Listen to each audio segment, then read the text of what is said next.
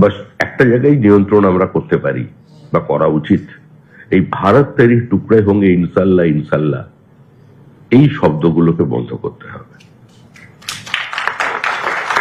যে কারণ সাংবাদিকদের জায়গা তো এই শিশির মঞ্চ নয়, সাংবাদিকদের জায়গা প্রেস ক্লাব। আমার একটাই আপনাদের কাছে আবেদন, যে মুহূর্তে বর্তমান পশ্চিমবঙ্গ রাজ্য সরকারের ত্রুটি বিচ্যুতি দেখবেন, আইন শৃঙ্খলার অবনতি দেখবেন, শিল্প সম্ভাবনাকে খুন করে একটা ভিন্ন বার্তা চলে যাচ্ছে সেটা দেখবেন, অসহায় মানুষের জমি আত্মসাৎ করা দেখবেন, ওয়াকফ প্রপার্টির ওপরে কবজা করা দেখবেন, দেবোত্তর সম্পত্তিকে গ্রাস করা দেখবেন, কলেজ বিশ্ববিদ্যালয়ের অ্যাডমিশনে রাজনৈতিক হস্তক্ষেপ বা দোকানদারি দেখবেন, তৎসঙ্গে সঙ্গে সেই ব্যক্তি, সেই বিজেপি নেতা বা বিজেপির অনুগামী বা বিজেপির নেতার ছত্রছায়া থাকা ছবি, সেই নেতার নাম সমেত বাজ প্রকাশ করবে।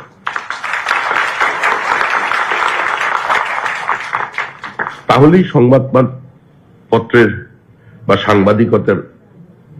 সাংবাদিকদের অধিকার রক্ষা হবে। তো এই কার্যত পশ্চিমবঙ্গে এখন একটা অধিকার রক্ষার লড়াই এসেছে। শুধু একটা পরিবর্তনের মধ্যে দিয়ে রাতারাতি সমস্ত কিছু বদলে দেওয়া যাবে না, সংবাদ মাধ্যমের সামগ্রিক চেহারাটা বদল করে দেওয়া যাবে না। যারা এটা মনে করেছেন তারা ভুল করছেন।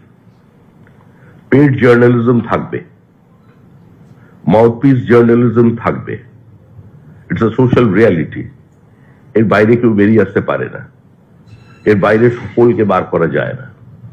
সাংবাদিকতার ক্ষেত্রেও একটা অর্গানাইজ সেক্টর থাকে, আর আনঅর্গানাইজড ভাবে যারা আছেন তাদেরও সার্ভাইভ করতে হবে, তাদেরও খিদা আছে, তাদেরও পারিবারিক দায়বদ্ধতা আছে, তাদেরও ভালো করে বেঁচে থাকার অধিকার আছে, তাদেরও জীবনে আধুনিকতার ছোঁয়া লাগানোর, পরিবারের লাগানোর একটা ইচ্ছা আছে, দায়বদ্ধতা আছে। সেখান থেকে কিছু ঘটনা ঘটবে, কিন্তু তারপরেও এর বাইরে বেরিয়ে আসতে হবে। রাষ্ট্রবাদী শব্দটার সঙ্গে এখন খুব এর প্রচলন হয়েছে।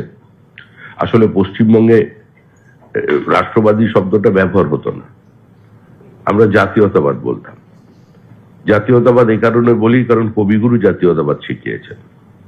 আর শুধুমাত্র আমি যে বিচার পরিবারের সদস্য, সেখানে হয়তো ভাষাগত অন্তরায়ের কারণে রাষ্ট্রবাদীটা, রাষ্ট্রীয় শব্দটা ব্যবহার হয় উত্তর ভারতের কারণে, কিন্তু সেখানেও আমরা একটা নির্দিষ্ট জাতিসত্তার কথা বলি।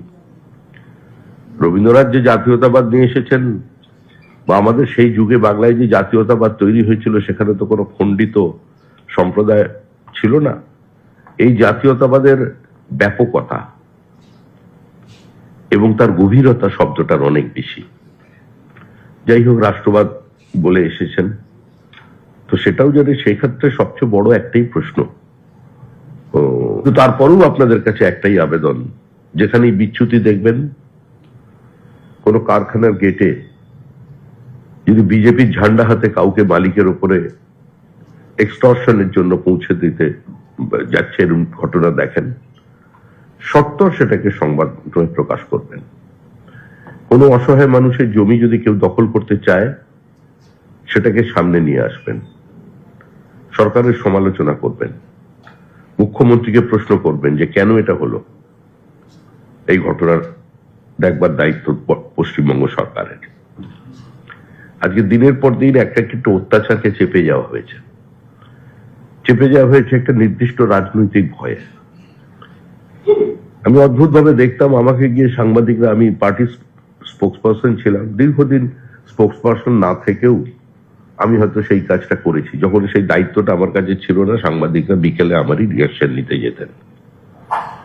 আমি একটা অদ্ভুত ঘটনা লক্ষ্য করেছিলাম এবং বারবার বলেছি, অন ক্যামেরা বলেছি, যে এই প্রশ্নটা তো মুখ্যমন্ত্রীকে করা উচিত, এই প্রশ্নটা তো তৃণমূল ভবনে কাউকে করা উচিত, এটা তো বিজেপি অফিস, এই প্রশ্ন এখানে কেন করছেন? আসলে মুখ্যমন্ত্রীকে কেউ কোনো প্রশ্ন করতে পারতেন না। মুখ্যমন্ত্রীকে প্রশ্ন করাটা কার্যত অপরাধে দাঁড়িয়ে গিয়েছিল। এভাবে কোনো সমাজ থাকতে পারে না, এভাবে সাংবাদিকতা বেঁচে থাকতে পারে না। তাই নিরপেক্ষ সংবাদ মাধ্যম আপনি খুব একটা বেশি খুঁজে পাবেন আজকের পৃথিবীতে, এটা সম্ভব নয়। কারণ যারা শিল্পপতি তারা সংবাদপত্রের মালিক, এটা সত্য। একজন শিল্পপতি সংবাদ মাধ্যমের মালিকানা গ্রহণ করেন, এটা সত্য।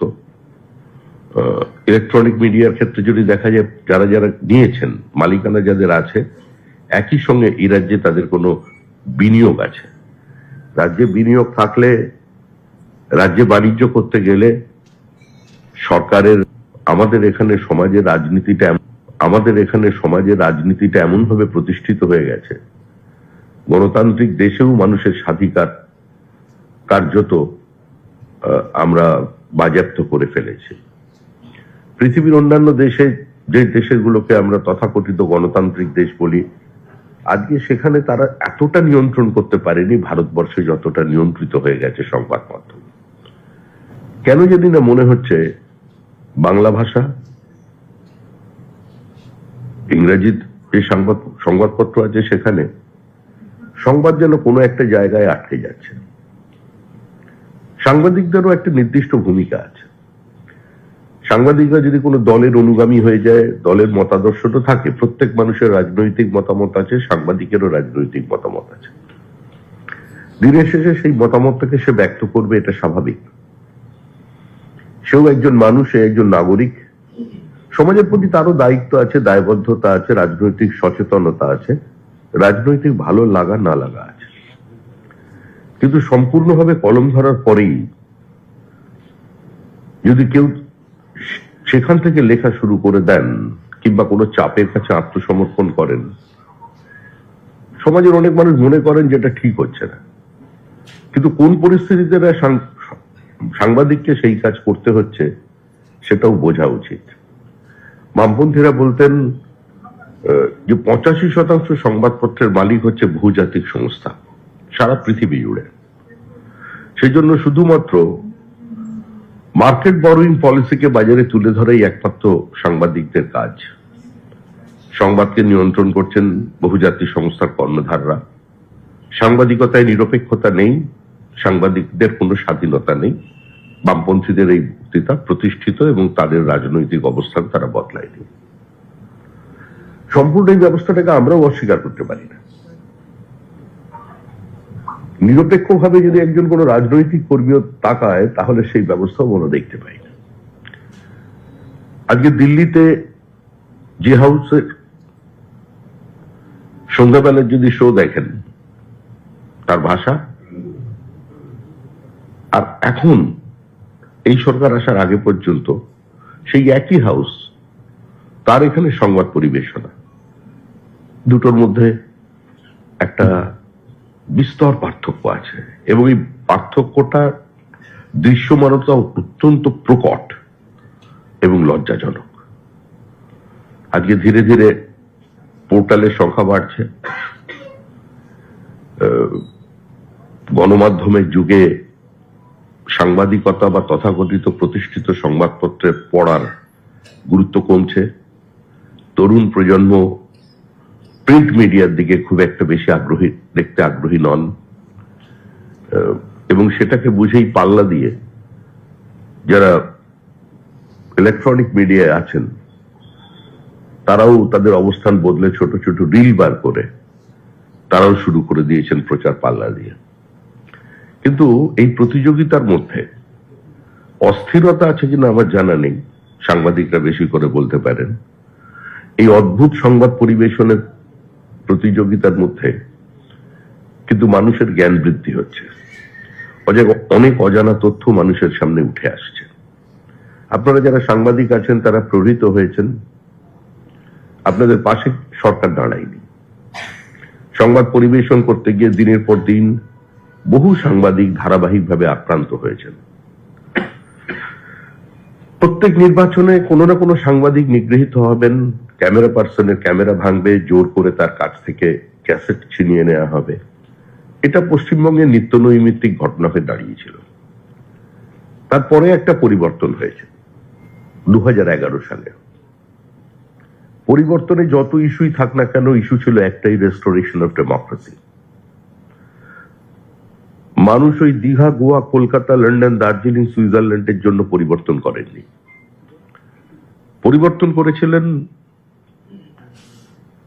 একটা নির্দিষ্ট লক্ষ্যে, এবং লক্ষ্য ছিল একটাই, গণতন্ত্রের পুনঃপ্রতিষ্ঠা, যার সঙ্গে সাংবাদিকরাও ওতপ্রোতভাবে জড়িত আছে। কারণ কোনো না কোনো ভাবে সংবাদ মাধ্যম, সাংবাদিকদের অধিকার বাজেয়াপ্ত করা হয়েছিল। নিরপেক্ষ সাংবাদিকতা বলে কিছু হয় কিনা এটা নিয়েও বিতর্ক আছে। আজ থেকে 60-এর দশকে যারা সাংবাদিকতা করতেন আর আজকে যারা সাংবাদিকতা করছেন, সেই দুই সাংবাদিকতার স্বাধীনতার ফারাক কতটা সেটা নতুন করে বুঝিয়ে দেওয়ার কোনো প্রয়োজন নেই। আমাদের দেশে তো ইয়েলো জার্নালিজম চলে না, কিন্তু ইনভেস্টিগেটিং জার্নালিজম চলতো।